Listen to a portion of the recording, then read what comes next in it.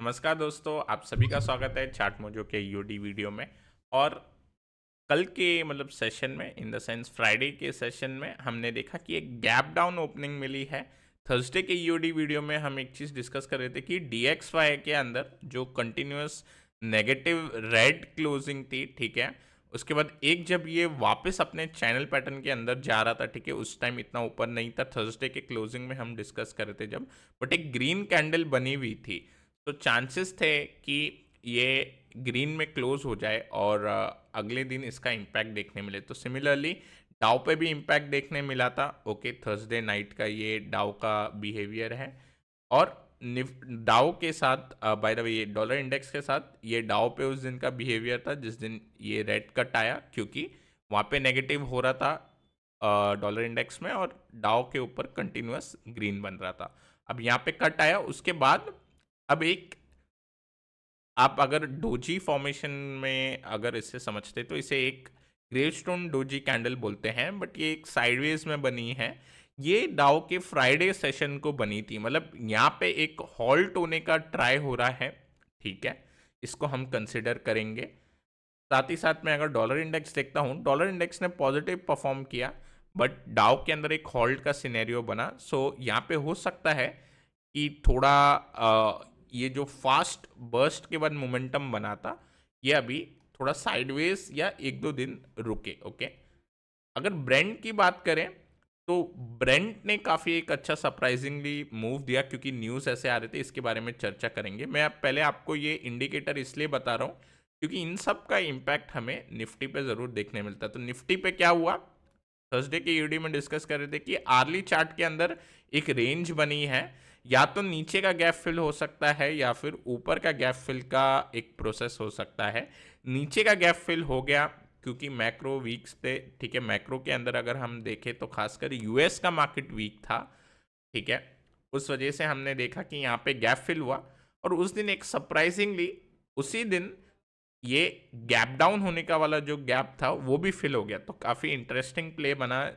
Sensex की expiry भी थी उस दिन। ओके, अब क्लोजिंग होते समय, बिकॉज काफ़ी सारी न्यूज़ आ रही है, उस दिन जो फ्राइडे था उस टाइम पे हमने देखा कि रशिया के ऊपर थोड़ी ऑयल रिलेटेड न्यूज़ थी कि सेंक्शन लगा दिए गए थे। उसके बाद ईरान रिलेटेड भी न्यूज़ आ रही थी, उस वजह से क्रूड वन वे रैली कर गया इन दी फ्राइडे सेशन।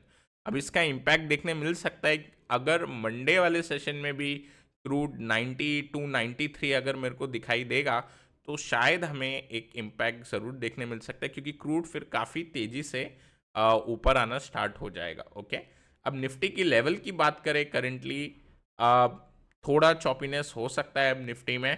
क्लियर कट एक ब्रेकआउट सिग्नल, ये जो आर्ली चार्ट में अभी आपको बता रहा हूँ, 2 दिन यहाँ पे हम रुके थे। ओके, इसके ऊपर जाएगा तो हमें एक अच्छा ब्रीच देखने मिलेगा। तो 19850 के ऊपर अगर मार्केट जाएगा, देन ओनली एक अच्छा अपसाइड मूवमेंट बनेगा। और नीचे के साइड जो लो बने थे, ओके, वो काफ़ी इंपॉर्टेंट हो जाते हैं।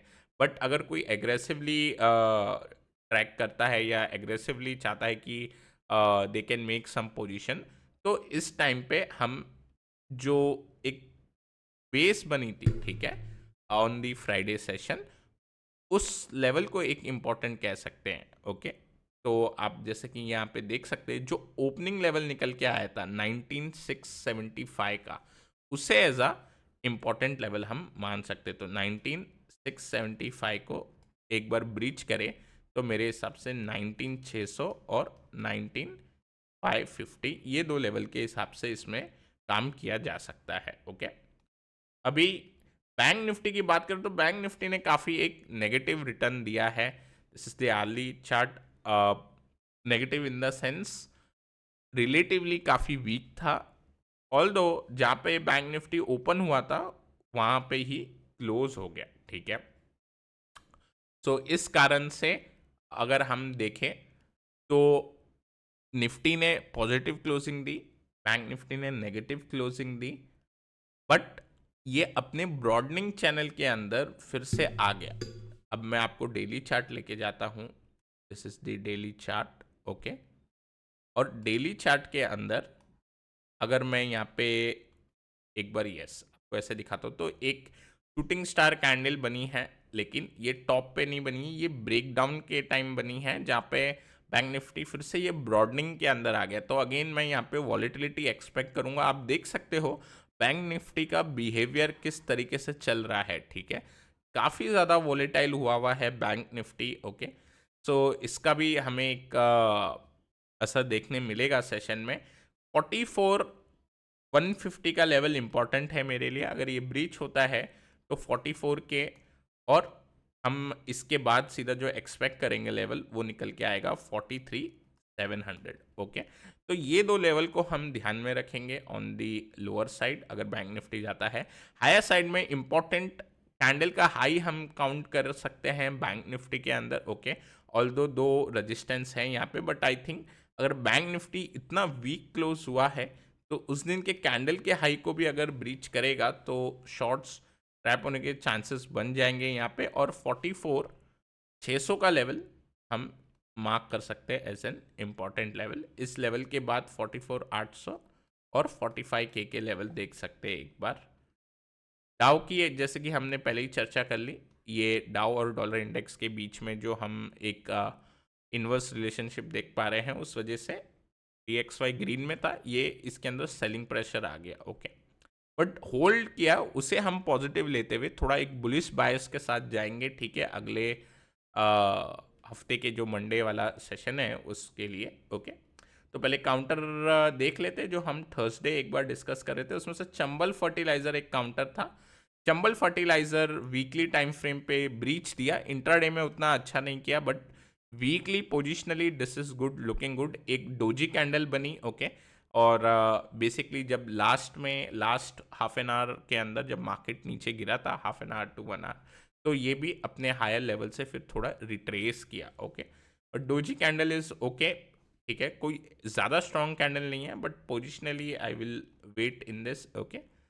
MMTC के अंदर काफ़ी एक अच्छा ब्रेकआउट देखने मिला, हम जो थर्सडे को ये डिस्कस कर रहे थे। इंट्राडे के अंदर काफ़ी अच्छी मूव थी, और पोजिशनली भी अब एक काफ़ी अच्छा सेटअप हो चुका है, ओके। पोजिशनली जिस दिन भी ये कैंडल का हाई निकलेगा, फर्दर और ऊपर मूव एस्केलेट होगी, और एक बार के लिए जो साइकोलॉजिकल रेजिस्टेंस लेवल आएंगे, ओके, जो कि 100 रुपीज़ के होते हैं साइकोलॉजिकल रेजिस्टेंस लेवल, वहाँ तक मैं एक्सपेक्ट करूँगा, ओके।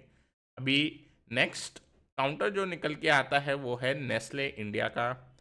नेस्ले इंडिया के अंदर ऑल टाइम हाई का ब्रेकआउट मिला है। अगर आप यहाँ पे एक पैटर्न देखें, जिस दिन वॉल्यूम भी अच्छा हुआ है, यहाँ पे एक स्प्लिट के हिसाब से इसके अंदर एक न्यूज़ फ्लो बन रहा था, तो ये काफ़ी बेरिश क्लोजिंग थी और यहाँ बुलिश क्लोजिंग होगी, तो एक सेपरेटिंग लाइन इसे पैटर्न कहते हैं।